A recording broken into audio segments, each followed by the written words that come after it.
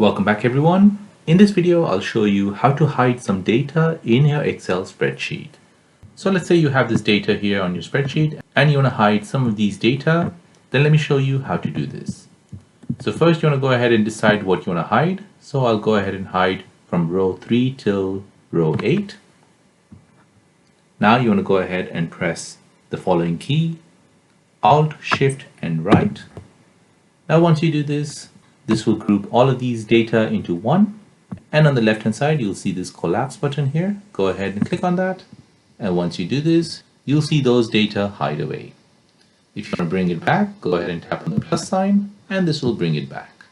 If you want to hide it again, go ahead and tap on the minus sign and that will hide the data. And there you go guys, that is how to hide some data in your Excel spreadsheet.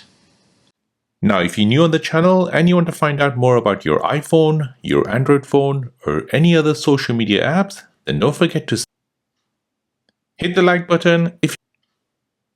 Thank you for watching and